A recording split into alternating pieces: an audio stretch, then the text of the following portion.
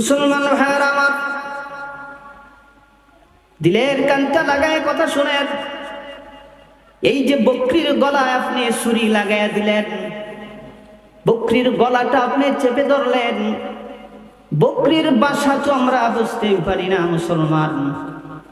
বকরিটা যেন আমাকে আপনাকে ডাক দিয়া বলেন, ওরে আল্লাহর বান্দা, গলার বাঁধনটা একটু, হাতের বাঁধনটা একটু ডিল করে দেন রে, জনমের মতো মালিককে শেষবারের মতো আরেকটা ডাক দিয়া দেই।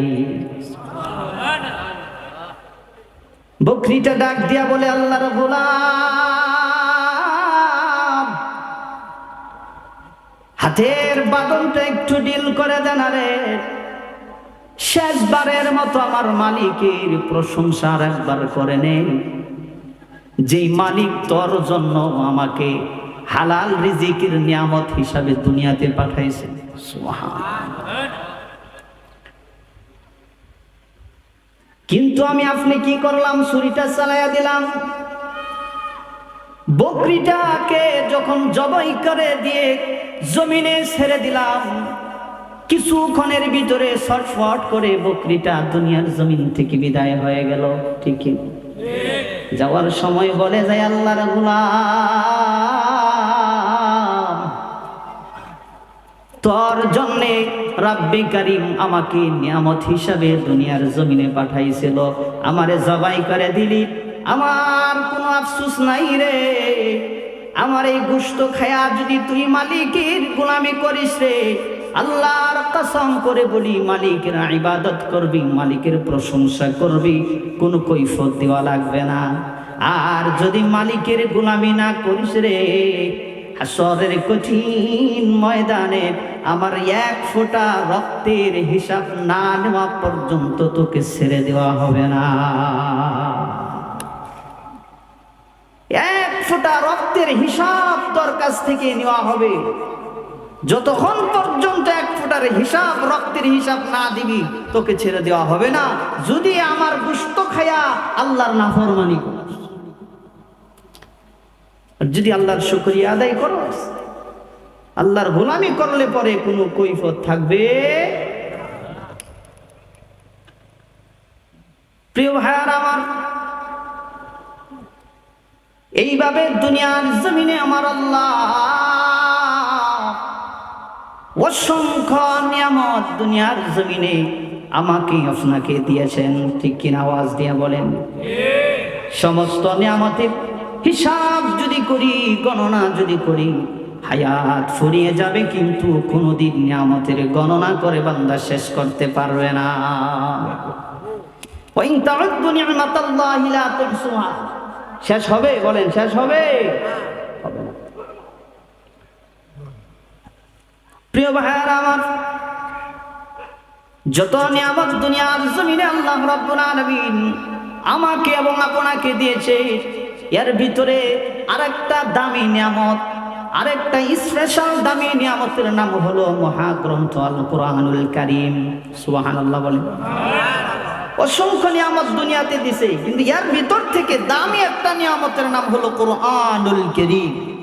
নাম কি? আমাদের সবার ঘরে আছে তো নাকি? কিন্তু আছে ঠিকই, কিন্তু পড়ার আর কোনো অভ্যাস আমাদের ভিতরে নাই, খুবই কম, না বললেই চলে। ঠিক না?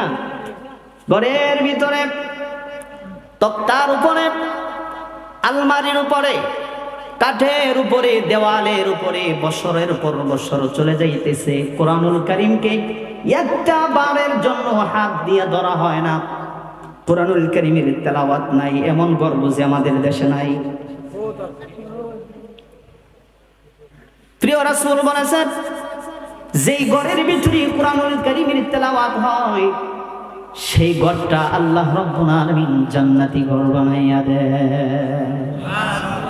কিন্তু ঘরের ভিতরে তো আজকে কোরআনুল কারীমের তেলাওয়াত নাই, স্টার জলসার জি বাংলা দিয়া ভরপুর। ঠিক কিনা? আওয়াজ দিয়া বলেন। এটা এমন একটা সিরিয়াল, রাত্রেও আছে দিনেও আছে। রাত্রে যারা না দেখতে পারবে, সকালে কাজ আদায় করবে সকালে। ঠিক কিনা?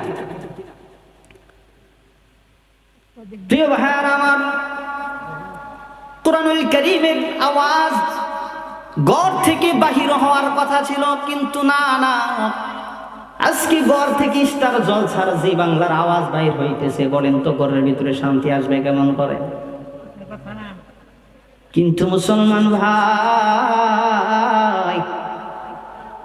দৈনন্দিন যদি ঘর থেকে কুরআনুল কারীমের আওয়াজ বেশি আসতো গো, আল্লাহ রাসূল বলছেন সেই ঘরটা আল্লাহ তাআলা জান্নাতি ঘর বানাইয়া দিত, স্বামী স্ত্রীর ভিতরে মোহাব্বত দিয়ে আল্লাহ তাআলা ভরপুর করে দিত। প্রিয় ভাইরা আমার, এই মহাগ্রন্থ আল কুরআনুল কারীম, আপনি যদি প্রশ্ন করে দেই কোরআন যদি আমি পড়ি তাহলে কি হবে, কি ফায়দা হবে, কি লাভ হবে? লাভ আছে না নাই? আল্লাহ তাআলা রব্বুল ইজ্জাত ওয়াল জালাল কুরআনুল হাকীমের ভিতরে জানিয়ে দিয়েছেন, ওয়ালাকাদ ইয়াসসারনাল কুরআন।